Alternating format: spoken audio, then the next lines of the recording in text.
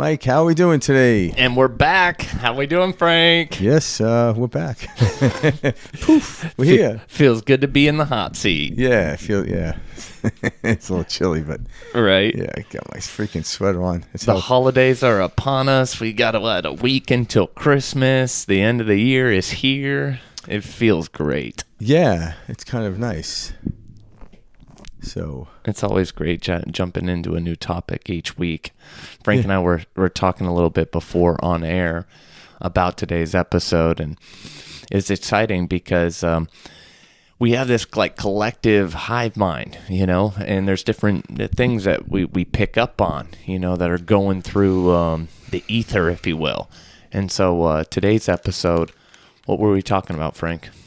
We're talking about I've been asked this question a lot. We recently got an email from one of the listeners. We've had several of these types of emails where they'll listen to our stuff and it sounds great, but when they're in these really dire places, what we deem to be dire, such as like losing a job, having no money, the bills are being, the end of the month's coming, but they don't have the money to pay the bills, that type of stuff. Yeah. So like they understand intellectually that this information is really good because when they're in a good place, they feel it.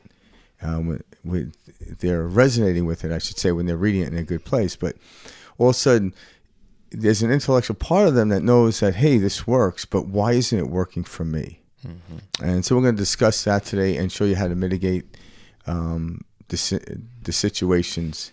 And I think a lot of us pick up on these types of things, collectively. It's like something that we can feel. Oh, yeah, exactly, yeah. And it is because there is this collective energy, but then we actually have our responsibility. What I deem to be my responsibility is to then set my own frequency, because each individual collectively comes from one source, right? But yet we each individually have our own frequency, just like we have our own fingerprints. Mm-hmm. And so if you imagine you could go and look at your fingerprint and say, okay, what frequency would actually create that pattern, say in sand? Mm-hmm. We might show a video of what that looks like. Yep. So that's the frequency. So when we get close to that individually, we feel great. So just like great musicians on stage, you could have 20 different instruments going. If one of those instruments are out of tune, it can throw the whole thing out of tune. Yeah. So what we'll do is, okay, that guy's, instruments out of tune. I'll just have the engineer pull his mic, right? Because I don't want it to mess up the song, or we get rid of them, or we can wait till they catch up and then it'll tune in. So our bodies are instruments, and when they're not in tune, we notice it. But we think it's out of tune because of that thing happened. I didn't get the job. I'm broke. All these things. Well, you're broke because your instrument's out of tune, or you're trying to learn how to tune. There's a myriad of reasons why this is all happening. But we're going to show you how to get out of that stage. We're going to talk about it, give examples, and people that listen to us on a regular basis are going to probably know what they are. But the truth is, if you don't do them, you're going to remain in those states. We have belief structures that say, okay, if this happens, I'll feel better. So if that somewhat happens, what I call accidentally, or hey, right, what they say, a broken clock is right twice a day. Exactly. So we don't want to live by the broken clock is right twice a day. Mm. We want to actually have control over our frequency. So we're going to talk about that. And when we do that, all these things that are problems are no longer problems. Yeah, the situations, they need to be dealt with right now. I get that. But once we get into that frequency, when we actually get into a parasympathetic state, our body's feeling good, we can actually then mitigate our problems. We could see the solutions right out the windshield, not 20 years ahead, but right here. Yeah, and solutions and opportunities pop up, present themselves. When you're in that fight or flight state, it's almost as if your back's up against a wall. There's no other option, and it seems so scary. It's like there's no way out. When in reality, there's always a way out. There's actually infinite ways out. Yeah, exactly. It's like almost driving your car and then you close your eyes and fear is going to come in because you could, how long can you close your eyes while you're driving before you hit something? Not long.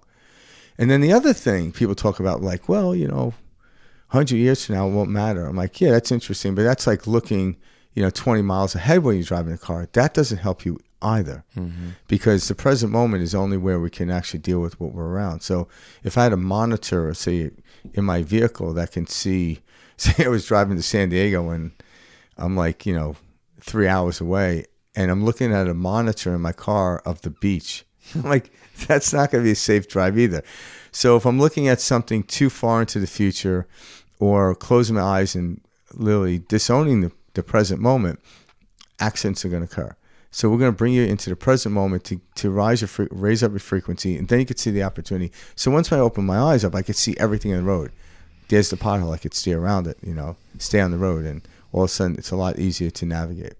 I love it. Yeah. So, so one of the things we'll get into is the understanding is we got to seat ourselves in how we feel. There's a lot of talks about people talking about different dimensions, and people ask, "What do you think about heading into the fourth dimension, fifth dimension?" I'm like, well, my teachings. I'm not here to say that doesn't exist. It's not here or whatever. But my forte isn't about that. Mine's more about frequency. In other words, whatever dimension I go into, I want it to feel good. But people think, okay, if I get to this dimension, I'll feel good. I'm like, that's not how it works. If you're not feeling good in this dimension, you're not going to feel good in that dimension. Well, do the breakdown when we were chatting this morning about dimensions that you kind of, the analogy used with me was great when we were kind of chit-chatting. Frank and I were explaining. So I was asking him, hey, did you see that thing where Google's quantum chip came out, and the quantum chip essentially has now proven, that multiple dimensions exist.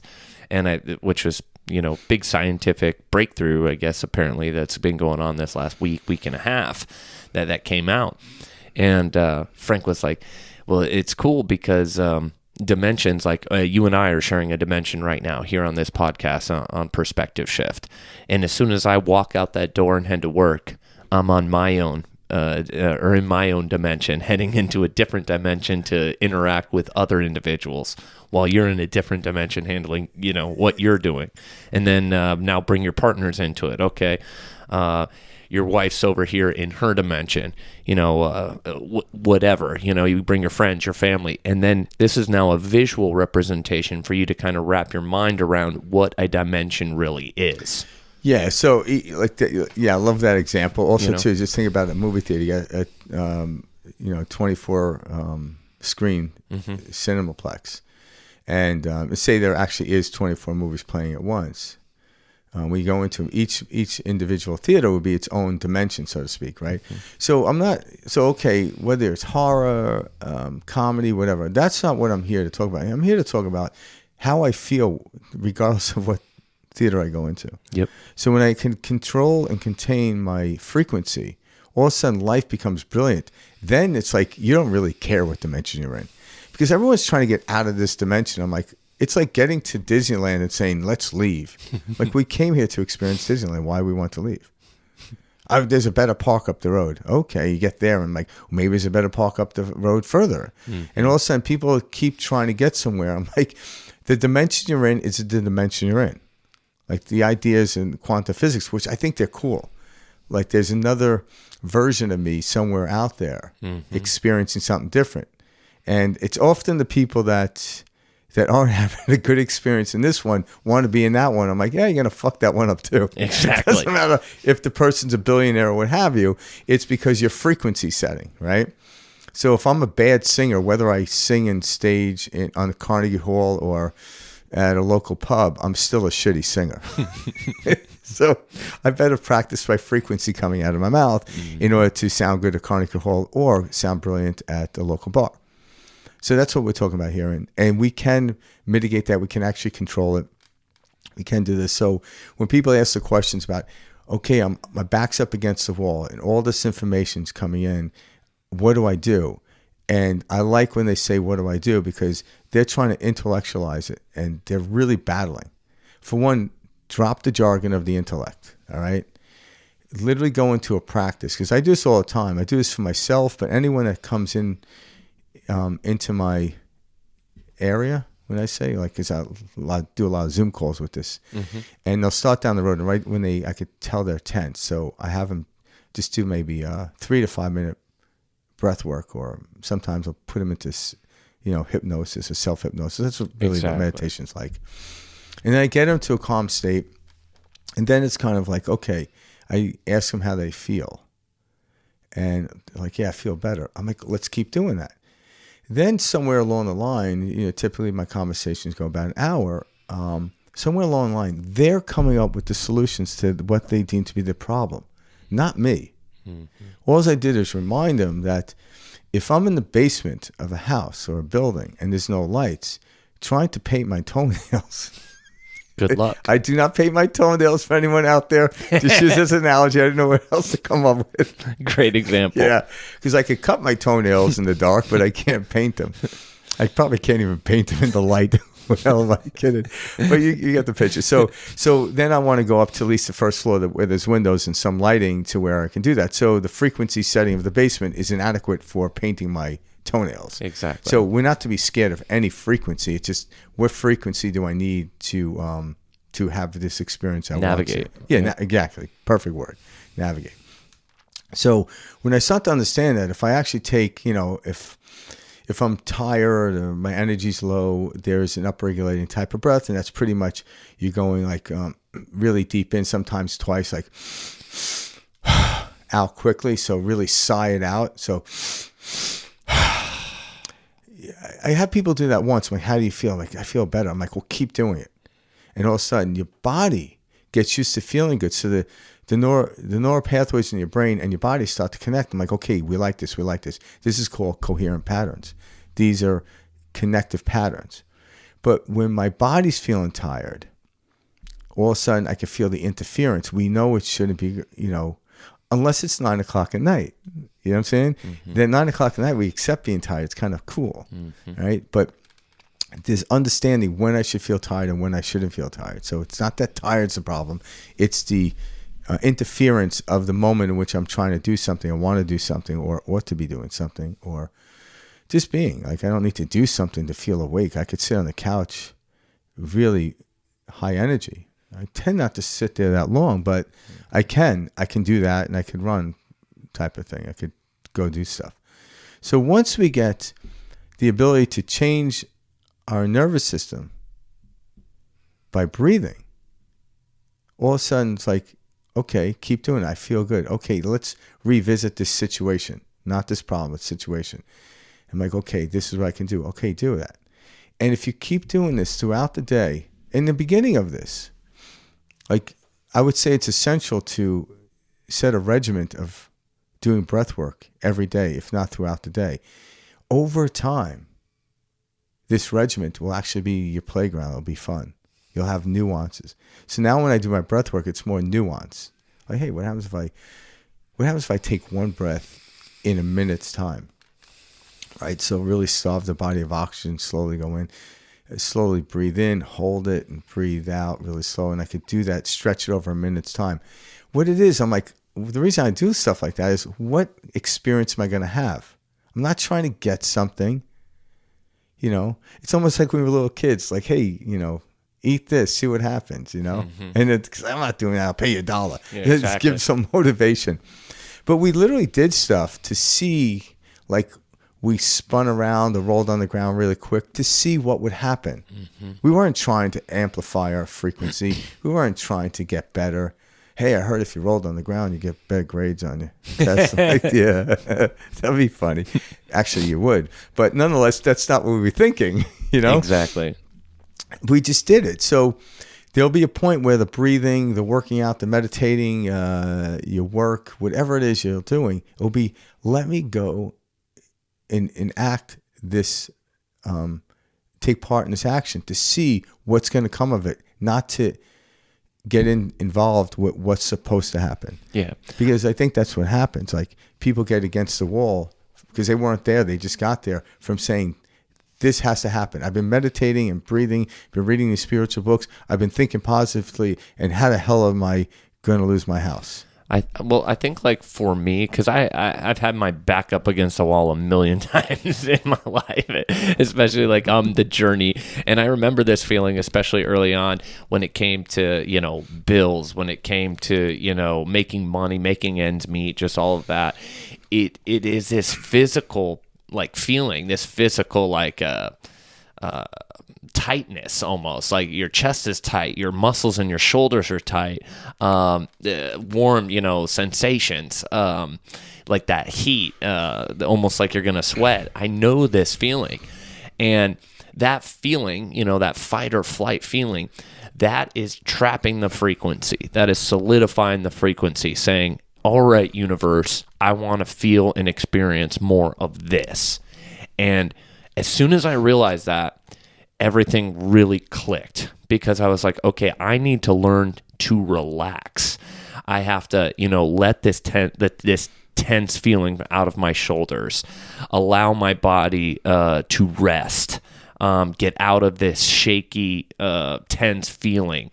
And it was in doing that I began to shift out of this negative experience and see opportunities that I never would have if I stayed in that stuck, tense state. And so a lot of this is learning how to relax the body. So when Frank's talking about breathing, it's taking your mind off of all of this noise that's going on in the head. It's focusing on the in, the out, and you are calming your overall nervous system. That's really what's going on. And so as you're calming your nervous system, you are now altering your frequency. You are raising your frequency. So when we're talking about frequency, when we're talking about getting to that high state of frequency, it's feelings of love, forgiveness, respect, what else? Ingenuity. Just all these things pop in. Yeah, compassion, all of these things. These are what raise our vibration. One that I always go back to is gratitude, because we can find gratitude for anything. We can find we all have something to be grateful for. So when you can go to that gratitude, that really helps to raise the frequency. Yeah, and that's what we're talking about here, because like gratitude, like if you're in the basement, type of thing, and trying to paint your toenails, good luck with that. So if you're in a bad place, just trying to like, hey, be grateful for something, it doesn't work. What you have to do is you have to set up your frequency, and that's like one of the, like, anyone knows this that's ever done something physical, like, if you're upset and angry. And I remember when I was younger, because I was already schooled in boxing, I would go to the gym and hit the bag, like, it didn't take me that long, but I would literally unleash on the bag. It's super and intense. I felt good. So I released the charge out of my system. Okay, that works. Well, I don't always have a bag with me to do that, right? And as I got better at it, there was no charge ever built up that strong to where I had to go do that. Now when I go hit the bag, it's kind of more of a dance, and it's an experience. So one of the breathing techniques when there's real anger and stuckness, and me and Mike, we did this morning, and I love it. It's kind of, I guess Joe Dispenza is very famous for this, even though, like, obviously he didn't invent it, but nonetheless, he enacted it. I've done it at his seminar or shows, whatever I went to, and, and it really does work. And it's one of these breath works where you just sit there, very relaxed, eyes closed, and you breathe in, start in your stomach, and you breathe up all the way into your chest. And then what you want to do is squeeze your perineum, your lower abs and your upper abs. And you really squeeze. And, if you really want to charge, squeeze it hard and give your attention to the top of your head. And what you'll notice is you'll feel like pressure in your head. You're not going to have an aneurysm. All right, so don't worry about it. But it feels like your head is exploding. Well, the spinal fluid is moving up into your brain, and it's actually activating your neural pathways. So there's like this bit of like straining you're doing, but then the release, when you let go, it teaches you to let go. Yeah. So now I actually did something physically. So then in the intellectual, psychological, then I can let go of this person bothering me. The fact that my bills are due next week, I can let go of that. Because when I let go of the bills are due next week, I'm moving towards, or what's presented to me is the solution how to get the money for the next week. But if I always focus on the problem, right? If I'm driving a car and I'm always looking in the rearview mirror and wonder why I keep hitting stuff. You could have 5 solutions in front of you. Yeah, so when your frequency is off, your attention always is where the frequency is. So the frequency is life sucks. Well, you know, if you try to do a gratitude emulating your head, good luck with that. Mm-hmm. When you're in a good place, it's easy to do gratitude. So we want to show you how to get to the place where you're always grateful. You're always abundant. And take your mind off of what the definition of abundance is. And the reason is it's going to change. Remember years ago, I think Donald Trump he written a book called The Art of the Deal. Oh, yeah, and he co-authored it. And I listened to the interview. And this is way before he was running for politics. Mm-hmm. And I thought it was pretty cool because I didn't know the answer he was going to give. And they asked him, like, okay, define wealth. And he's like, well, you really can't define wealth. Mm-hmm. And, you know, which I thought he was going to define it with like having all the money in the world type of thing. And he wasn't. He was like, no, you can't really define it. And then they forced him to. It's okay. Wealth is having a lifestyle that's affordable by the money that you have that's making it for you. In other words, the money that's earning interest that you don't have to work. Like if you didn't work at all, the money's still accruing the amount of money to maintain the lifestyle you have. That's what he looked at as wealth. But then it's like, okay, but if you ask him what amount is that? For him, it might have been this. But if you ask him like 5 years later, that amount, I'm sure that amount went up. It could have went down. Maybe he's like, I no longer fly around and do stuff, so my lifestyle has changed. So you really can't define something absolute in the moment intellectually because it doesn't exist. And we start to understand that. It's like, so what is abundance? It's a feeling. And when I step into that feeling, whether my bank account has this amount of money or this amount of money, it doesn't matter. But know this, when you're in the state of abundance, whatever state you're in, the amount of money, the amount of people, whatever it is, will represent that state. Most people are in the state of broke. Mm-hmm. Or the state of broke is right around the corner. They're teetering it. And they're like walking 2 steps forward, 1 step back, and 1.5 back, 2 steps. Like, well, what are you giving your attention towards? You know, I've used this analogy before. It's been a little while, but if I had $5 in my pocket, it's a neutral state. Once I say this $5 is abundance, that $5 will, not it may, it will turn into 10, then to 10,000, then into $1 million. That's just the nature of physics. But if I have $5 and say I'm broke, that $5 will soon turn into $250. Then I owe $5. Now I owe 10 grand. It's physics. It's a physics problem, not an emotional, psychological problem. But we blame everything on that. So which direction are you going to look in? Whatever direction you look in is what you're going to experience. But we want to get to the neutral place where it's easy to say, so I have $5, it's neutral. Now, if I tell you a neutral state, if you choose the $5 to be abundant, by the end of the year, you're going to be worth $1 millionaire. Which is going to come out of your mouth and what you're going to feel? Exactly. Yeah, because you had to get somewhere. You know, millionaires weren't, well, some of them were they're born into it, but you know, the point I'm trying to make, but even if you were, you're probably worth $1 billion. I'm just using that money because money is an easy symbol to represent, but it's a feeling of abundance, not, if I get my feeling from the outside, I am slave to the world, and we don't want to be slaves to the world. So if your back is up against the wall and you have an excuse why you feel bad, that's not helping you. Put your back against the wall. Rest your body. Take a deep breath. Notice you feel better. Push off the wall, and you'll see that you're the one leaning on the wall. Yeah. It's not a problem. It's a situation that's got to be dealt with before anything else. That's why when you're driving your car, you don't look at the beach when you're 3 hours away. You have to look what's right in front of you. And then life's so much easier. Yeah, you can deal with that. And when we get to the beach, the sand will still be there. The waves will still be there. I remember when I first started making money, like actual money and doing well. You have a printing press? I remember saying to myself, or I remember watching new feelings of lack begin to come up in my life. Yeah. How do I keep this money? How do I invest this money? What if something happens, and so I guess what I'm trying to imply with this is you're going to have this feeling when you do have money and when you don't have money.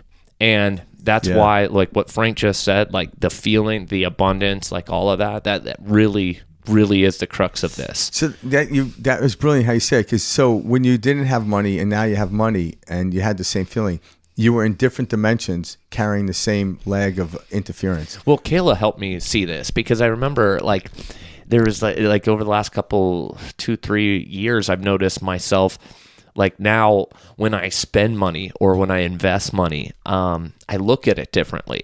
I tell myself, I witness this money coming back to me tenfold.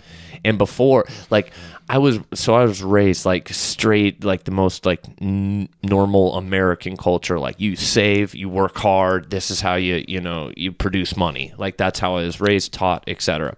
And so this idea of saving, I've over the years have learned is a sense of lack, and I'm saying this from the space I am in my life right now. Of course, there's times to save and all of that, but everyone's time is different based on what they have going on. And I guess what I'm saying is you can't save your way to wealth. When you are saving, this is an idea of lack. Like, I need to put this aside because this might not be here in the future. This might not be here next month. And so it's learning to balance in this neutral state of, properly spending, and not, living outside of your means, but at the same time, not overtly like suffocating your own wealth, if you will, by not making the right moves or not investing it or not spending it. Money is a tool. It's there to spend. It's there to enhance the experience. It's there to invest. And so it's a whole different way of looking at it rather than from this idea of what if this all goes away, or how do I keep this, or what happens next. And know this, we live in the physical world. It is all going away. Yeah, that's true. All right? Just like if I'm sitting and I have a house next to a stream and I realize, hey, I notice this water keeps moving. What happens if one day it just moves down but never comes from here? So I go out and I build a dam. And then one day I realize I can't drink from that dam because the water is bacterial based. So the point I'm trying to make is the water will never stop flowing. I just reach into the river based on how much water I need for the day. So everyone, like the idea of saving is a very interesting one. There's nothing to save.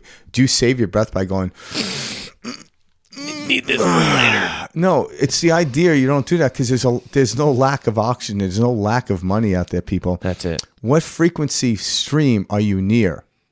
Are you Are you at the Salt River? That also reminds me. Yeah. I grew up normal, middle working class type of family, everything. And I remember the first time I went to scholarship for high school. So I went to high school at this all boys high school called Brophy. And it was the first time that I'd witnessed like real wealth. Like I saw these like 16-year-old kids driving cars, like really nice BMWs and brand name cars and stuff. And I'm like, what the hell? And it was the first time I was exposed to like wealth in my life. And I remember learning that, like what you just said, like there is no lack of money. Like these kids that I'm around, like they're just like me, and this exists and it's all around me and I see it here. And I remember like that like feeling setting in, like, oh no, it's money isn't hard. It's just in different areas, or, it's where you're looking for it. Yeah. And I remember that from high school. Yeah. And also too, be careful. And when I say be careful, because a lot of people in the spiritual realm right now and law of attraction are utilizing the outside thing to focus on, to feel good. I'm like, that never works, by the way. Because it's putting the cart in front of the horse. See yourself in how you feel. Like, in other words, when I wake up in the morning, I put my attention to how I feel, not why. And if I feel bad, I'm like, oh, it's because I had that cookie last night. I don't do that anymore because I can't change that. I can't go back into the past and change the cookie. But what I could do is I get start going, and once I take all the definitions out, I don't feel as bad. I'm a little tired. So what? Who cares? What do I do to get out of being tired? Doesn't mean I walk around all day tired and just put up with it. I'm not accepting being tired, but I'm allowing the feeling of tired come in. So I go, okay, I know how to do an upregulating breath. I could jump in the cold shower because cold showers really work, and they're here. But if I'm at work and it's 3 o'clock and I'm a little tired, well, I can't be like, hey, I got to take a cold shower. I'll be right back. Yeah, right. You know, give me 5. Yeah. So I'll do some really deep breaths in, out. And all of a sudden, after 10 of those, not even right now, I just think about breathing and I feel good. That's the point I'm talking about. That's how you become the avatar. But in the beginning, it's going to be work, right? It's because you're working in the other direction. So now you have been for years. Yes. So now we have to do this, and yeah, it's going to be uncomfortable. But eventually it's going to be you're going to talk about it and love it and teach it to everyone. I'm glad you said that because that really is what it is. We have trained ourselves going in the wrong direction so long that now when we start to go in the right direction, it feels weird, it feels incorrect, it feels wrong, and you feel stupid. At least that's how I felt. Yeah, because you get used to you just get used to interference patterns. I'm used to like walking into trees. So now somehow in my mind, I'm like, okay, if I walked into 5 trees today, I'm like, I did a good job. And people are like, why the fuck are you walking in trees? I wonder why you're drooling by the end of the night. Exactly. It's like that. But it's because it's a pattern that you feel comfortable with, because the fear of letting go of that pattern or going into a new one, you're like, if you absolutely knew it would work, like absolutely felt it, actually you'd be there, by the way. But my thing is, people are like, what do you have to lose? Like, because the way you've been living your life isn't working. If it was, to a degree, you probably wouldn't be listening to us. Or maybe you would, just for verification or what have you. Yeah. But you wouldn't be trying to make your life better. You can't make your life better. You can raise your setting to a higher frequency, and therefore everything looks better, feels better, so to speak. Does that make sense? Mm-hmm. Or greater. Mm-hmm. So better is very subjective, right? But greater is, yeah, we always want to move greater, but like driving the bicycle is greater than the tricycle, but I don't want to knock the tricycle, because the tricycle is what allowed me to feel what mobility was like on 3 wheels. And because I was young, the stability was great for me. But then I wanted to move on to the bicycle. And when I moved on to the bicycle, man, that was scary. Like, I remember first time I did that with my dad, he was holding the back seat and he was riding, and I still thought he was behind me. He held on for about 2 seconds. The second I realized he wasn't, I turned into a parked car and crashed. Yeah, eat shit. But yet I made it all the way halfway down the block, and I'm like, Dad, it's like, and I literally looked over my shoulder, he wasn't there. Bam, right into all his of car. a sudden. Yeah, neighbor that's came a out. perfect example of this feeling. But now, by the next day, the third day, by the end of that week, my God, I was an expert on the bike in my head. So yeah, it was uncomfortable going from the tricycle to the bicycle. But then by the end of the week, I forgot about what it felt like to crash into a parked car by accident. I just did it on purpose after a while. I became a stuntman. And all that feeling of uncomfortable, just changing and doing something, those feelings, Then it became the most brilliant feeling is riding a bike on 2 wheels, and then every once in a while I contemplate, I'm like, how the hell does this thing even stay up? Just like you said last week when we were talking about like the muscles breaking down, like you go work out and the next day you're sore. Well, when you know what's happening, that's a good sore feeling. You're like, oh, great, I got to go work out. Yeah. We should look at these uncomfortable situations the same way. Like, oh, I'm feeling, and this is what I personally do. I'm telling this from experience. When these feelings come up, I'm like, oh, I know what this is. It's that uncomfortable feeling. All right, this is a good thing. I'm growing. And I don't look at it as, oh, I need to stop now. Where before I would push that away and be like, hey, I don't like this. Oh, I'm not ready for it. Oh, I just need to read a little bit more about it. That's what we have done in our society a lot of, which is, oh, you're not prepared enough yet. So keep preparing more. That's why there's millions of writers out there with stories that have never been published, and songwriters and singers who have never sang or performed.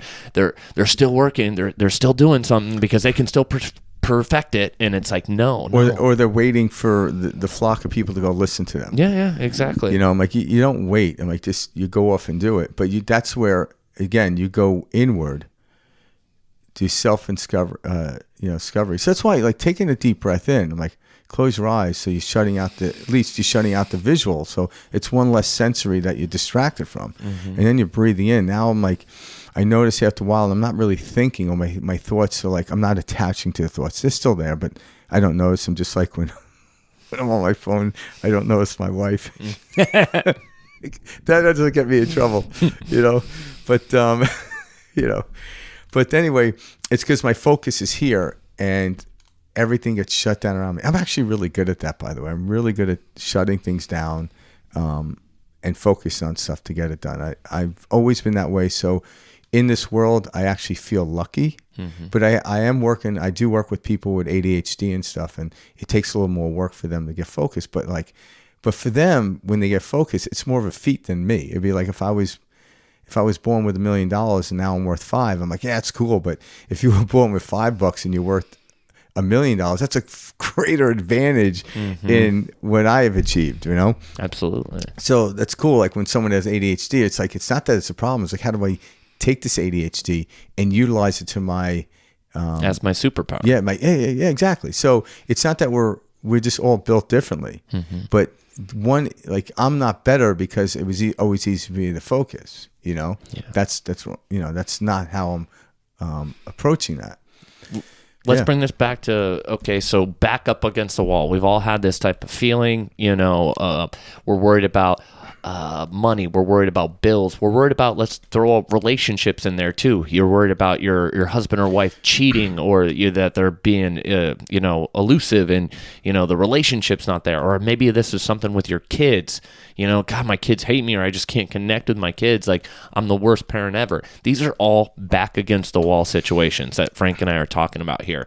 They're just manifesting in different forms. Yeah. You may be comfortable financially, so you're going to manifest with, the version of your relationship with your kid, whatever. We're all experiencing these feelings, or let's call them these frequencies, in our own different way. That's why everyone has some weird story, or you hear the quote, you never know what somebody's going through.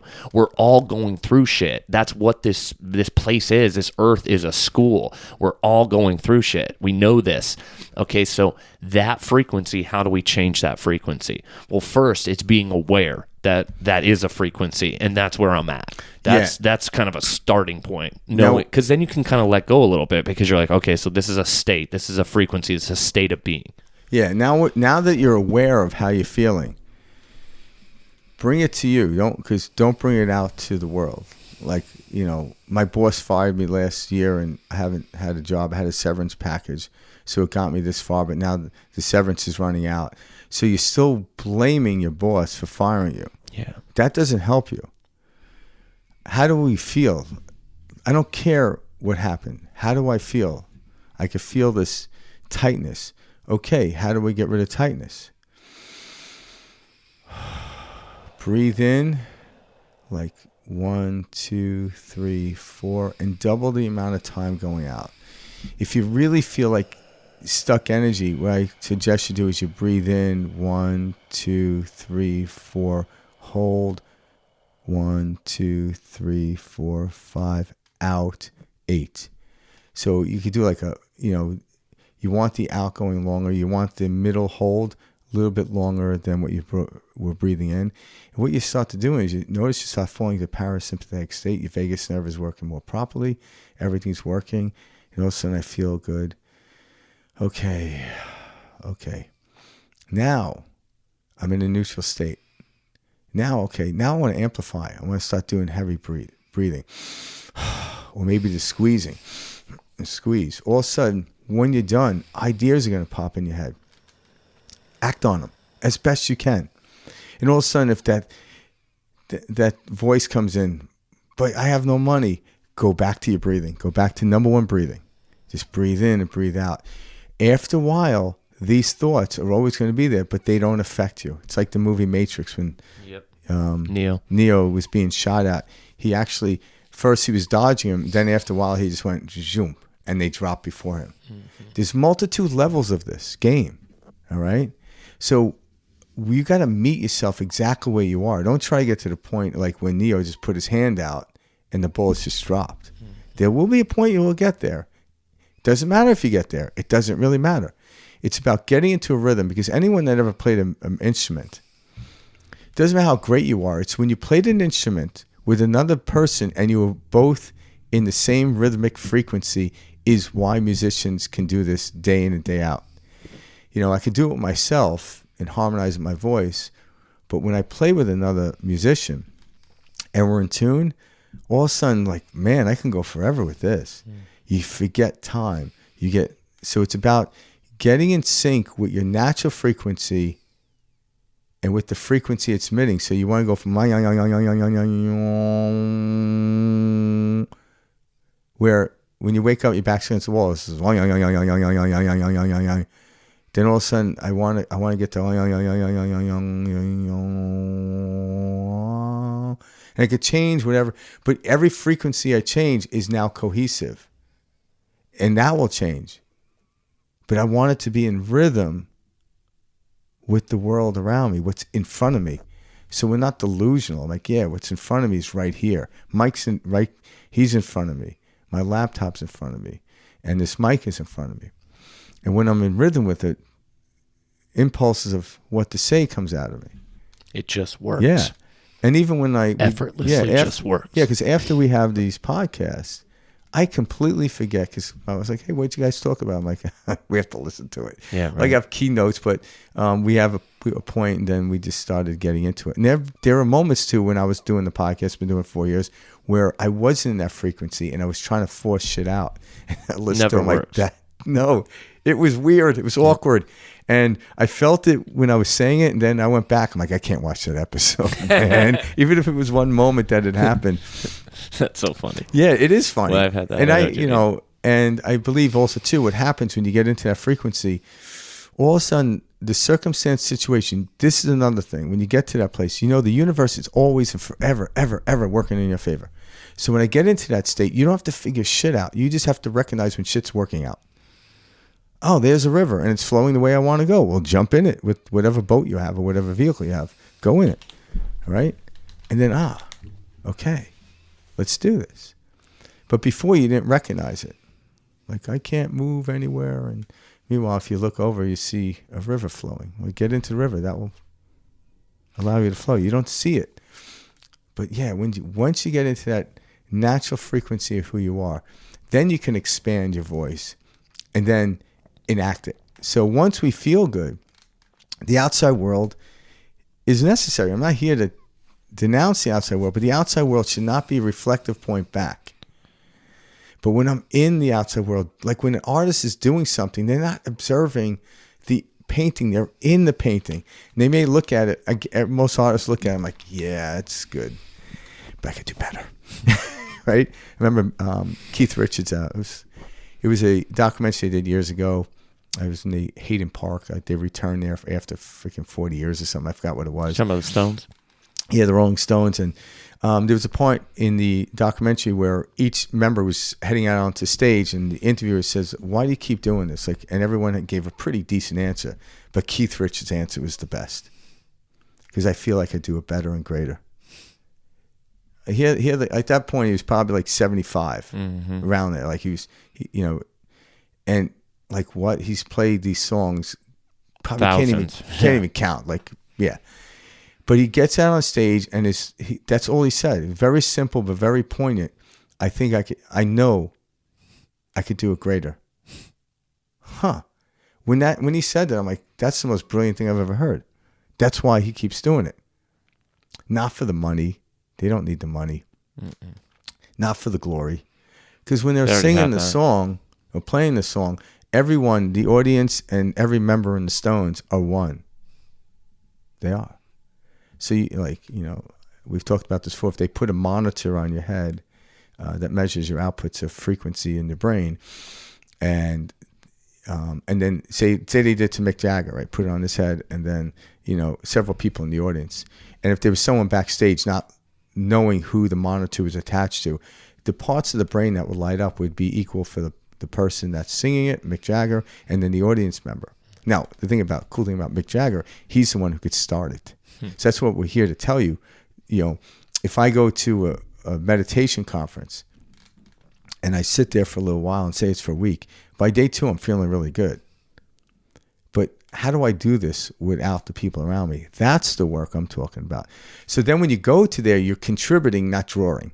All right. You don't want to be a drawer, but when you go to these like Joe Dispenza's, like 1,500, 1,700 people, even if there's a couple of negative people in there, they ain't gonna. There's gonna be no effect on it. Yeah. That's why it's brilliant. But Dr. Joe Dispenza is trying to teach people how to take this. He calls it leaving the monastery. If you can't do this at home, you're wasting your money and time here. But you can piggyback off of people. Hanging out with rich people isn't going to make you rich. Right? Because you can easily go into a bar where people are rich and like, hey, how's it going? Start drinking. Like, that's not going to make you rich. Getting into the state in which they're in, which you ought to be, it's going to be different than them, is what makes us empirically rich. I like how you brought that up too, because that was a big thing that I looked at early on when I was on the path, working myself, trying to figure out the whole finances and how it worked. Is I realized, I was taught this: work hard, this struggle, this is what achieves money. And I'm looking at these like different individuals, the guy's doing, a deal on a golf course. They're not struggling at all. In fact, they're in a great mood. The women enjoying their lunch, doing a business deal over lunch. They're not struggling, no strife. I began to see that pain or struggle or this like tension that we put on things, it pushes wealth away. Yeah. And anybody that you see out there, who's financially stable or wealthy, they have this calm reservedness about like everything's okay. And I realized that's the state that I'm looking for. Yeah. And I began to emulate that state.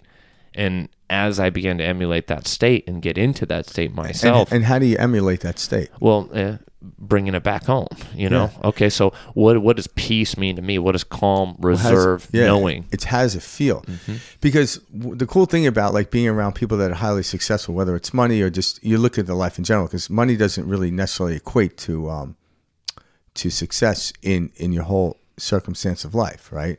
It can, but money's always involved. So someone that's highly successful is not going to be back up against the wall. It's not the truth. Mm-hmm. But they might not be the richest person in the room. Totally. It's not. Nor do they want to be. Yeah. So it's kind of like, it's how I feel. And the cool thing is like say Warren Buffett, right? He's been doing this for years. It's like, he's always going to make money no matter what. Where he generates new excitement and fulfillment is having some young person come in so he can teach them. Yep. So, so you don't want to get mundane in this whole thing. Because what happens, everyone has a skill over time. If you maintain what you're doing as a skill, it's like, oh, yeah, I can do this in my sleep. I'm like, yeah, but I want to live life in my sleep. Mm-hmm. I want to keep stepping out on the edge to where I'm generating excitement and newness, nuance, like the honeymoon phase never goes away from me. But yeah, I don't want to be like, no big deal. Because for some people, and that's where we lack of fulfillment. I know people in particular that have enough money, and they've done all these outward things, they're getting bored. I remember a friend of mine was like he started asking me like, what's my day look like and how it looks. It's like, well, when do you have fun? And I'm like, all day long. I'm like, what are you talking about fun? I'm like, you're equating like going to Vegas and drinking as fun. That's like, totally different realm. Yeah, and I'm not saying that's not fun, but that's the out expression isn't fun. It's how I'm feeling inside. I have fun just about every moment, unless I'm taking out the garbage. No, I'm glad you bring that up, because a lot of the things that we have labeled as fun, they fall away on the path. Just so, like I used to, that'd be so fun. Let's go party in Vegas, or no.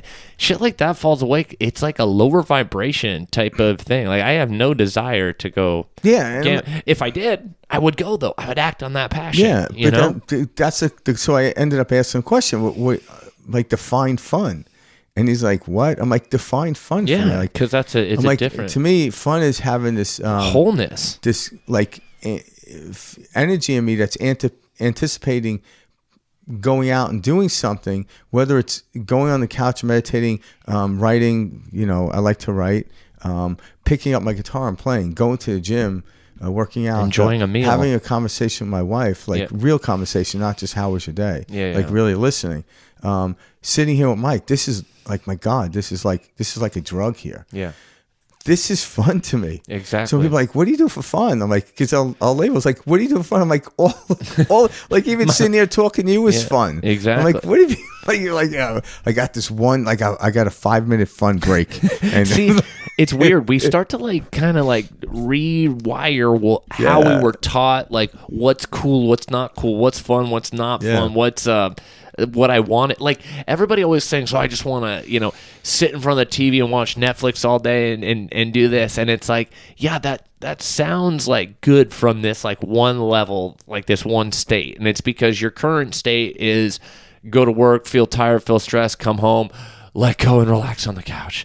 The first time you're letting go is because you're in front of Netflix and you've trained yourself to do that. Well, you start to train yourself to do that now. Like I let myself go just like that feeling in Netflix every morning when I do breath work.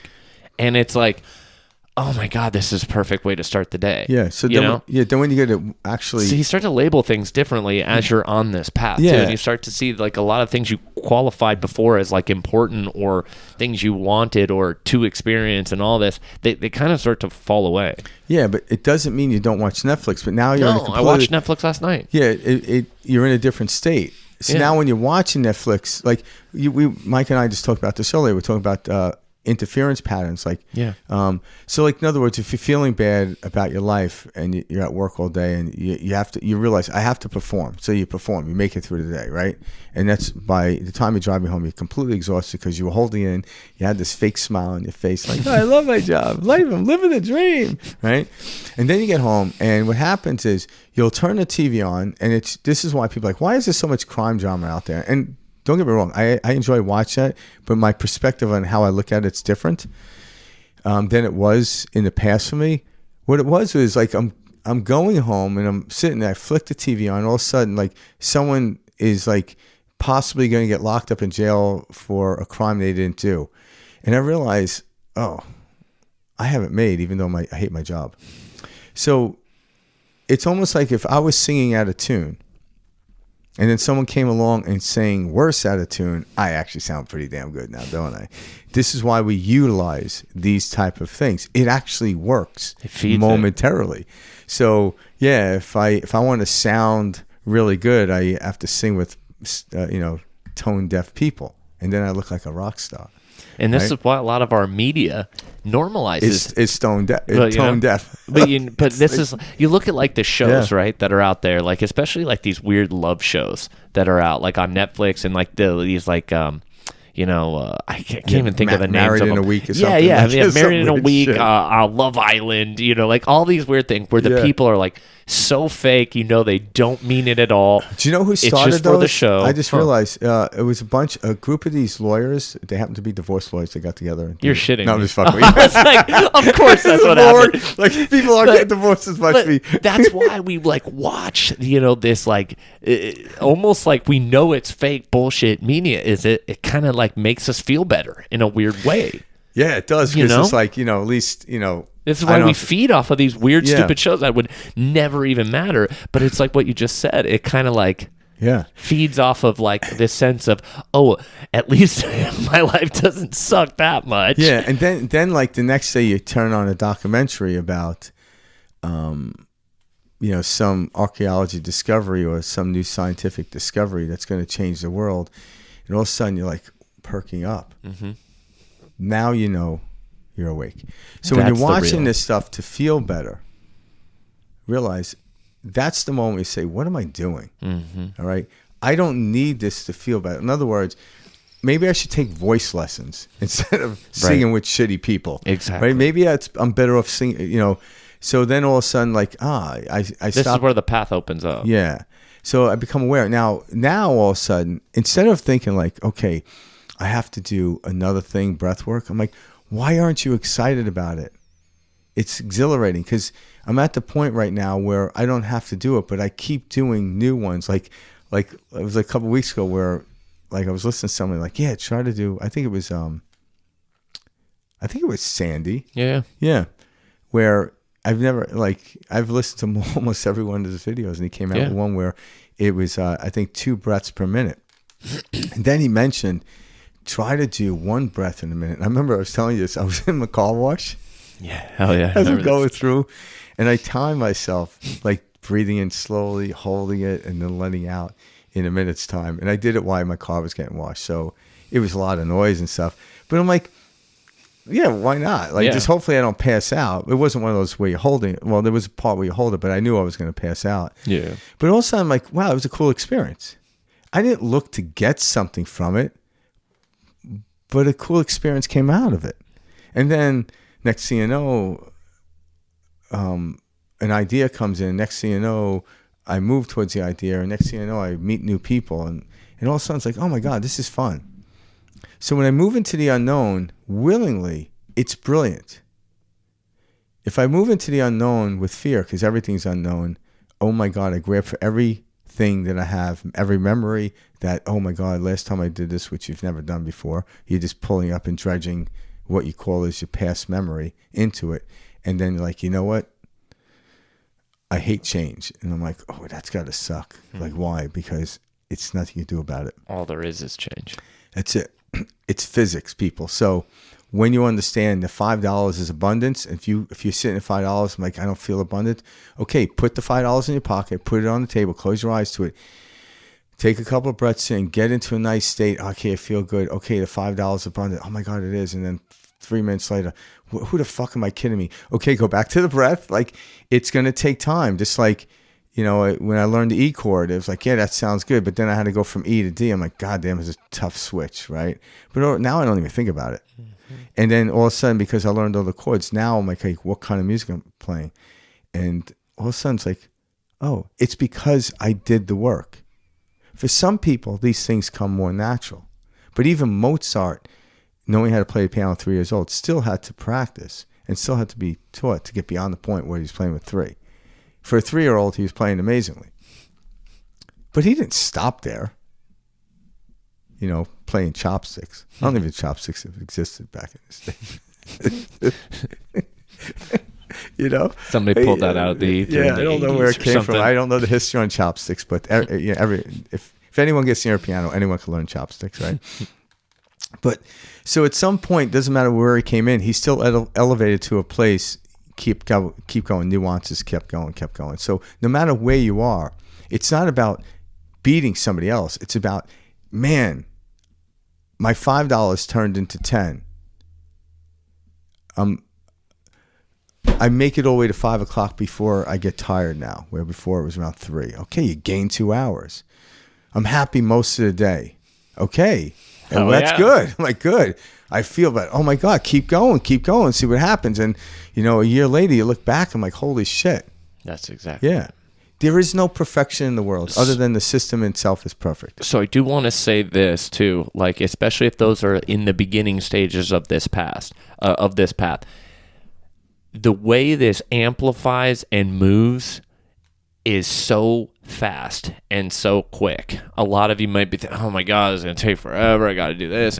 No, I'm telling you, as soon as you start to get into these states, it is like crazy just how like quick something can snap out and change. And like from there, it like multiplies quickly, and you get this like serious momentum going. And all of a sudden, I mean, it's like 2 months later, and you have a different life. Like no joke, that's how it was for me. But know this: when you elevate to higher levels, what the one thing you have to understand, conceptually as well as more physically or understanding spiritually, is every time you get to a higher level, there's acclimation has to occur. And so when you understand that, you don't fight it. Yeah. Just like accelerating my car to 5,000 RPM so I can get onto the freeway at a reasonable rate of speed. But once I reach that speed, the RPMs drop down to 2,000. So they literally go from 5, so they drop down 3.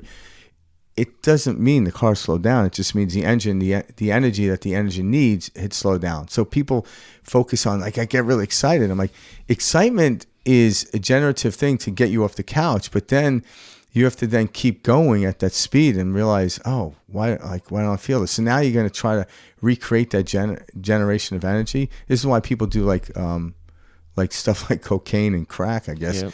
because that will give you that momentarily. But you know, you never get anywhere. By the way, No. it's like you're revving the engine, and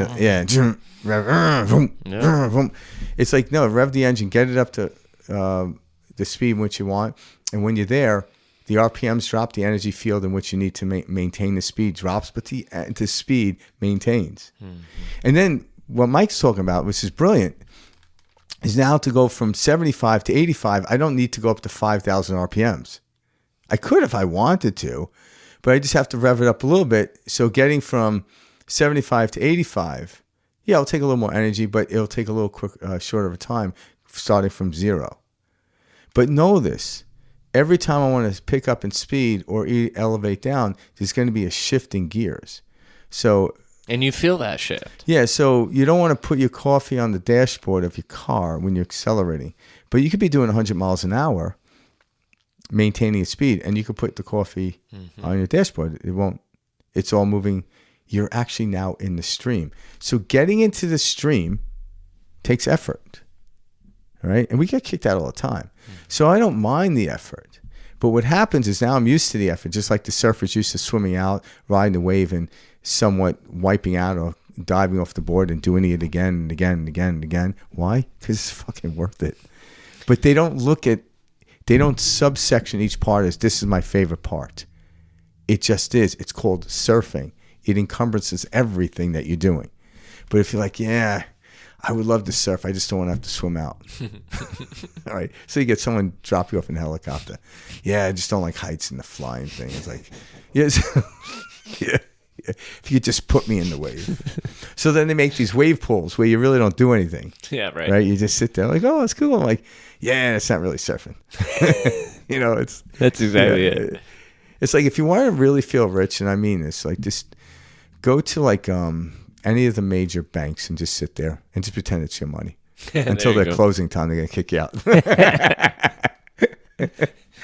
It'd also be great too if our banks actually had any money. Yeah, it's true, right? This fucking fiat world we live in. It's just numbers. That's for a whole different episode, though. Yeah. Real quick though, you had a cool visual representation. Yes. Of kind of this coherence that we're talking about. Yeah. So, where do you think we should start? We could do it with. Should we explain about Dr. Emoto? Yeah. So the reason we're bringing up a visual too, it's like, know that what's happening in your body when you're in what we call homeostasis, when you're in sympathetic state, your body is like this beautiful orchestra. All the cells of your body are working together. Disease will not occur there. What we're talking about disease is our body's out of sync with itself. So it's kind of like if you ever go to an orchestra, like prior to the orchestra playing, like all the musicians are out there, and they like to tune their instruments while they're on stage. It's pretty cool though, because you'll hear them, and it sounds horrible, but until the conductor goes, zoom, gets quiet, and then all of a sudden they kick in, and all of a sudden, dun dun dun dun. So having the contrast of listen to them playing their instruments, one's playing chords or scales, the other one's just tuning it. It sounds really interfering, but yet I actually enjoy that part of it too. Because once it gets quiet, not even a pin drops, and then they start in dun dun dun dun. I'm like, wow, that's exciting. Freaking epic. So when we're out of sorts, based on your boss firing you or bills are due by the end of the week, what it's doing to the body is interference patterns. And the body can withstand interference patterns momentarily, but not for long. Just like if the orchestra was tuning their guitar or their instruments for 3 hours, the audience would leave by 10 minutes in. Mm-hmm. So the 10 minutes they're tuning it, we don't mind it. It's kind of cool. Like it's like, oh, it's interesting. And then it gets quiet. Then they're all on one face. So don't get worried that you're out of sorts. I'm out of sorts every day. I just know how to get back into sorts really quickly. Yeah. Exactly. So the representation of, Dr. Emoto's water. Yeah, this is great. So, he, we've talked about this on the show in the past, haven't we? Yeah. Dr. Emoto? Yeah.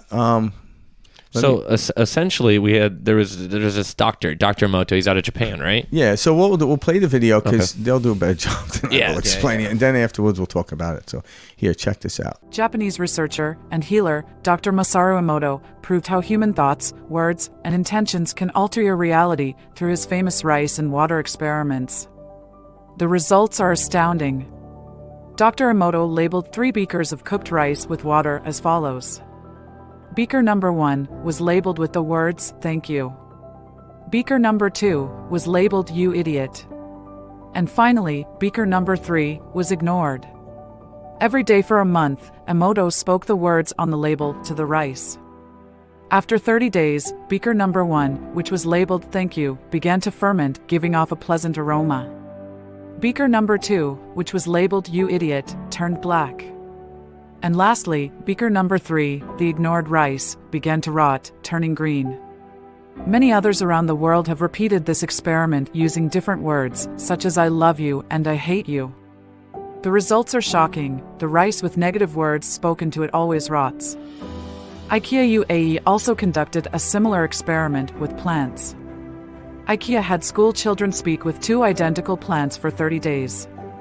One plant was spoken to with positive words and the other with negative words. Both the plants were kept in identical conditions. However, after 30 days, the results were astonishing.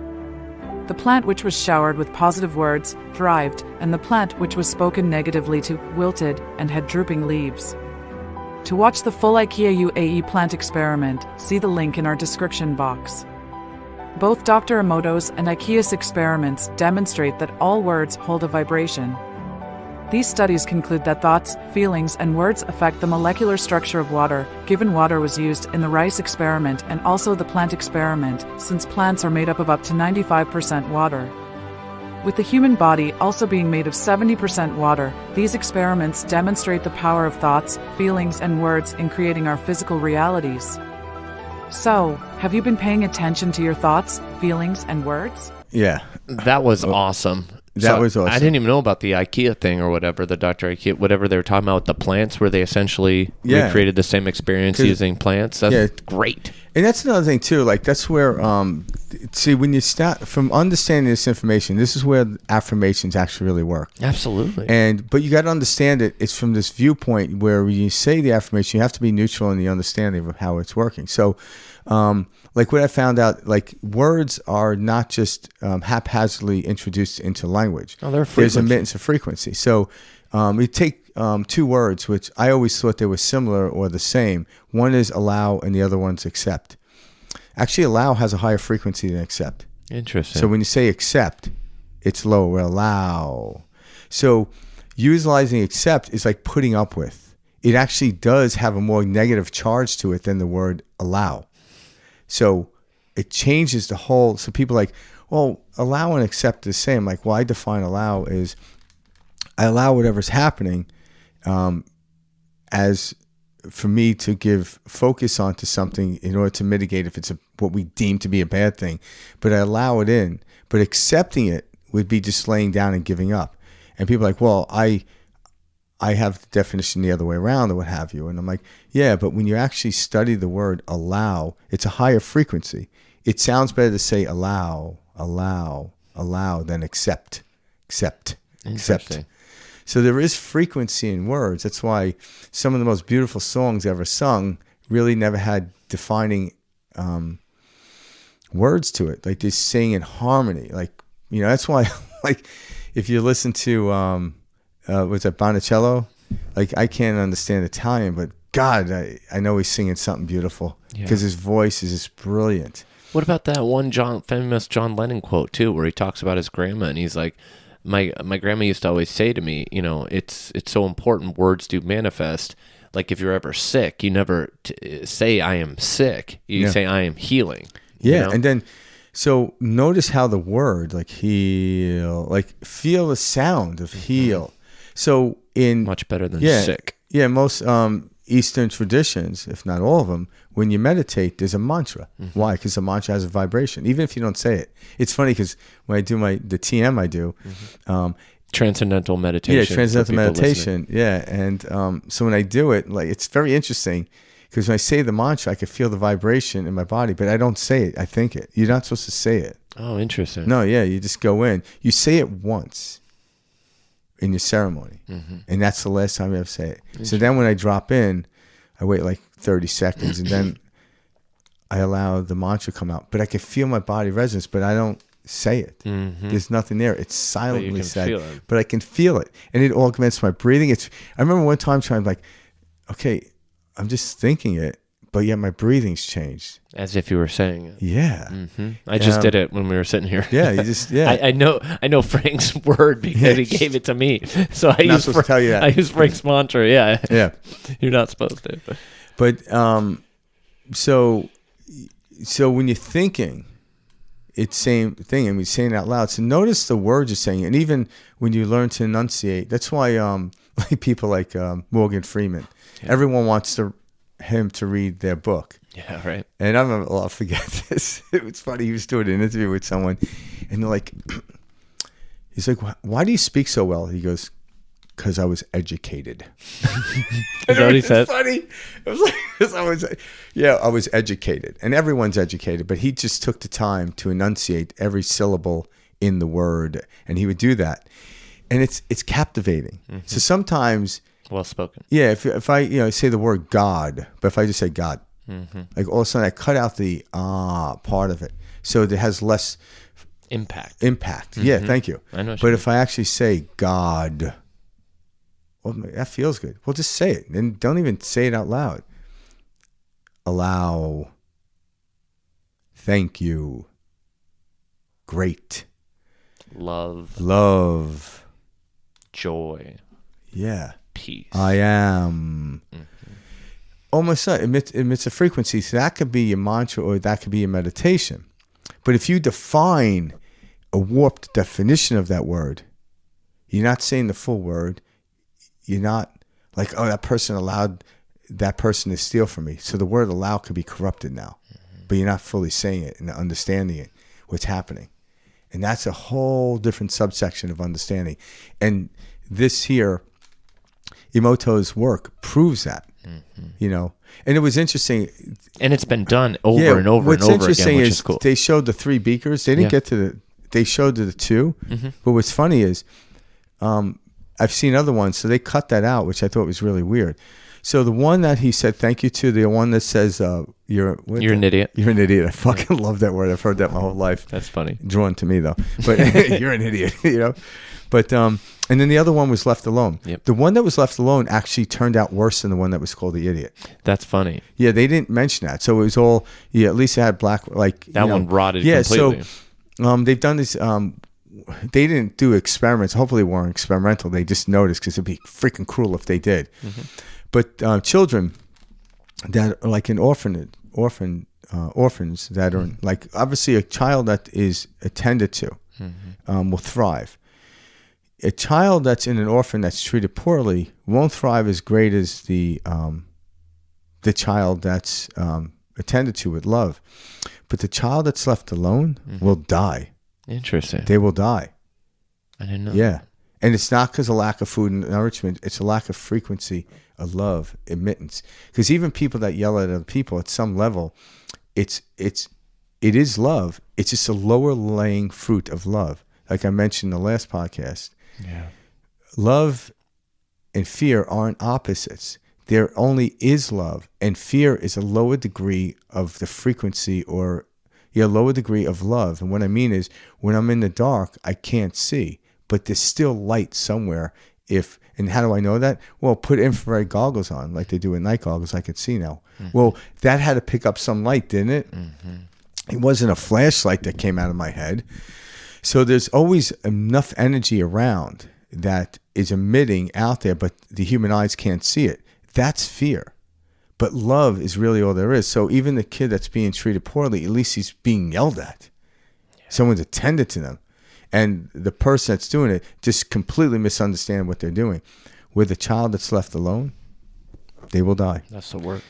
Yeah, it is. So the beaker of rice that was left alone was all moldy. They showed in the beginning, but they didn't emphasize that. They usually always do. They say it's actually worse to be left alone. Like, I want to be left alone.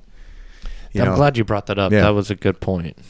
Yeah. And an interesting Now, it take doesn't on mean this. you can't live alone. You could, have a dog or something. And, and you're interacting with people on a regular basis. Or even just interact. Even if you do live if you're alone. interacting with nature, you're not alone. But when a child, we are nature.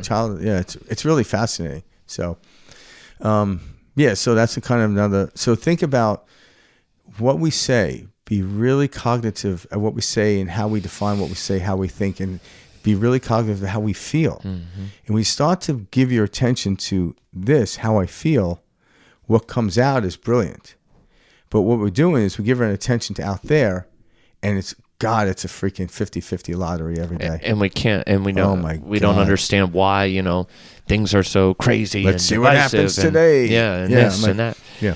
It's because we are giving all of our attention to the outside world, not bringing anything back, saying, hey, what if I try this? What if I try coming from a place of total relaxation, total peace, total knowing? And man, does that change the whole ballgame. And I'll go as far as saying, I promise you, 100%, if you do this work, it will always work. Oh, it does. It's physics. Just like if I grab this phone and decide and choose to let go of it, it will fall. Mm-hmm. I have nothing to do with it falling. I have to do with letting go of it, but then some other field called gravity takes over. So I have nothing to do with it falling. It's just going to fall. But I have to choose to let go of it. It will work 100% of the time, absolutely. You just have to do it. Mm-hmm. You just have to do it. So knowing this intellectually, why wouldn't you at least give it a shot? Yeah. Every day, wake up, put yourself in a state, do breath work. It's the easiest thing. All right. Then from breath work, slip into a slight meditation. All right. What I train people to do is, because I was like, the 2-hour meditation. I'm like, well, that's a cool experience, but it's not necessary for what we're doing here. Mm-hmm. Like I want you to just wake up and think about breathing. I'm like, oh, that feels good. All right. Don't need to breathe. Mm-hmm. Don't need to fill the car up if there's gas already in the car, right? I don't. So now I'm becoming efficient with my energy. I'm like, that's what we're talking about. But there are days when I'm not. So, okay, I can breathe for 15 minutes. That's a bad day for me, mm-hmm. right? Or, some days I go 45 minutes, but that's for more of an experience. Like, see where this takes me. Mm-hmm. But usually it's, just hit it. Like literally, I just felt that because I was breathing in. I stopped talking. And all of a sudden, I changed my state. I literally promise you, if you do this, in the beginning, it's going to seem diligent, it's going to be work, but hey, what the hell? And do your best. Whenever you look outside of you and see the world collapsing, go within and breathe. And right, then you're going to get stretched. Go within and breathe. What happens is the outside world will have a less of a pull on you by the end of the week. By the end of 2 weeks, it won't have that much of a pull, but you have to keep doing it. There are people out there that are like, hey, I went on this diet 6 weeks ago and I've lost 20 pounds or 30 pounds or whatever. I'm like, oh, cool. And then they go off it. They go off of it. I'm like, no, now you have to maintain. It doesn't mean you still eat the same caloric intake, right? Because, hey, like, if you're learning this, you might have to meditate for a half hour, right? But if you're still meditating for a half hour after a while, I'm like, and you have to do it, I'm like, you're looking at it wrong, or you're not doing something right. Now, if I meditate for a half hour, it's a choice. It's a new experience. Exactly. It's not to get me calm anymore. Like I want to get calm. I'm calm before I even go into my meditation. For love of God. You drop into that state before you even are starting. And the way I become calm is augmenting my breathing to a parasympathetic state. Then from there, like, what do I want to do? Okay, let's do something exciting today. Well, I got to upregulate my system to get the energy to go. Like RPM's got to go up. And then, okay, I'm at that speed. Now I can go back down to relaxation, maintaining that level. It absolutely works every single time you do it. So anyone out there that is like in this place, their back is against the wall, trust me, just do this. Yeah, in the beginning, it's going to be tough to shut it out. Like that's why doing deep breaths, like go to Breathwork by Sandy on YouTube. He has a myriad of different videos, like 160-something videos. You'll find one that will work for you. Just please do it. Even if you can't get through a whole one, I don't care. But notice how you feel in the midst of doing it and right after it's done. And I'm like, God, I feel better. So keep doing it. Yeah, but this. I'm like, stop with yeah, but this. Eventually, yeah, but this won't be a problem. You'll start to laugh at it like a joke. Yeah. Then you realize, man, all those problems I had as a child and then as a teenager and my adolescence, I'm like, those are the funniest stories I tell people. They laugh their asses off. Because I look at it and present it, and my perspective on those are different now. It's not like, you're not going to believe what my dad did to me as a child. I'm like, yeah, like, hey, how were you raised? I'm like, my dad would punch me a lot. But then I explain, like, my dad was a boxer and fighter. And so they start laughing. Like, yeah, exactly. he wasn't a cruel man at all. He was a very loving man. Exactly. But that's how we communicated. That's how we socialized, him and I, you know? And he would sneak up behind me and punch me and he'd laugh, you know? Exactly. Yeah, people are like, that's fucking cruel. I'm like, no, it wasn't cruel at all. It was the greatest thing ever happened, you know? It's funny what perspective does. Yeah. But like at times when I was young, it was annoying as fuck. Yeah, but like as you start to like see these and experience this, then now like when things pop up and I have such I just alter my perspective in a way where I'm like, well, what if it was like this? Yeah. And I flip it completely against the way normal society would have you look at it, or what, you know, you're justified in thinking that way or whatever. And I'm like, no. What if I just completely look at it different? Flip it. And wow, it just feels good. And I guarantee in a short period of time, you're going to look at your back against the wall. It's the greatest moment that you ever experienced because it woke your fucking ass up. Exactly. Because if you had enough money to pay your bills, just enough, you don't need to wake up from that. Like you need cold water thrown in your face a lot of times in this world. But then when you get really good at this, you don't wait for the cold water thrown in your face. You jump in the cold water. Yeah. That's what I'm talking about. That's the life you really want to live. You don't want to like, you know, I remember thinking like if I had this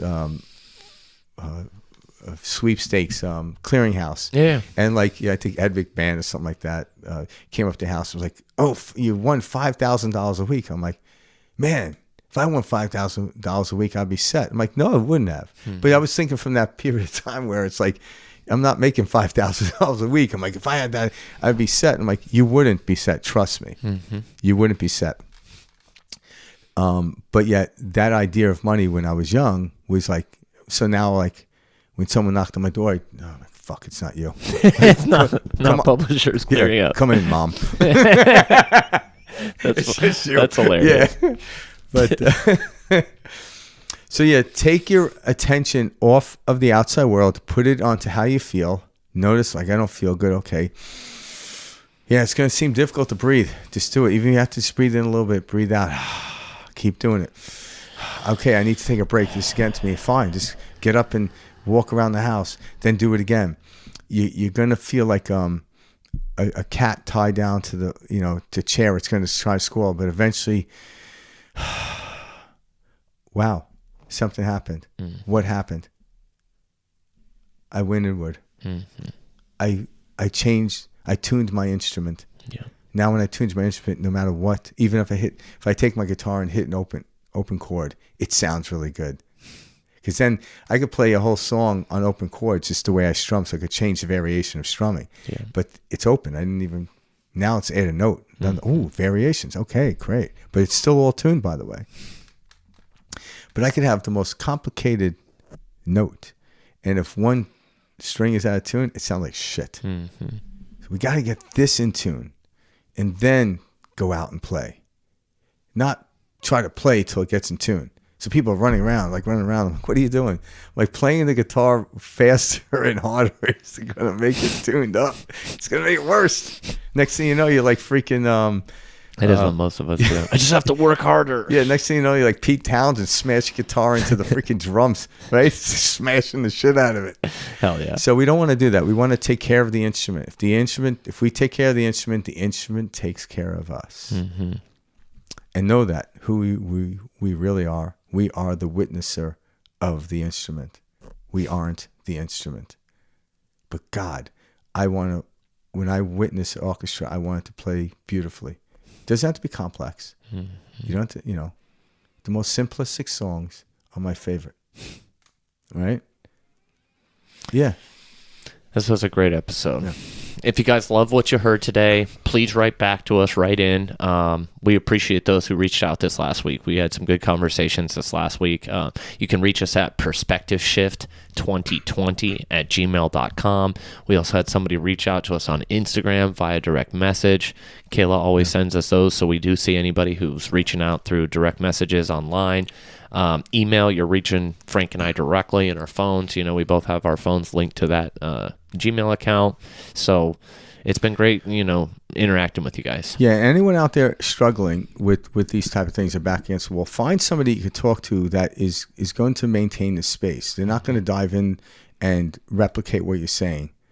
They're going to listen and help elevate you. Seek those people out, because talking about this stuff, getting it off your chest definitely helps as well. Mm-hmm. So don't do it alone, because we're not alone. We're here for each other, right? That's why Mike and I do this podcast. Also, too, we started doing every first Wednesday of the month, we're doing breath work and meditation and healing. We get healing energy, talk about that. So we like to go out and do this around people as well, bring it to public. It's free. We don't charge anything. And the reason is because it amplifies. We're not alone. Again, like the beaker of rice that wasn't said anything to was worse off than the one that said you're a moron, or you're an idiot. A fucking idiot.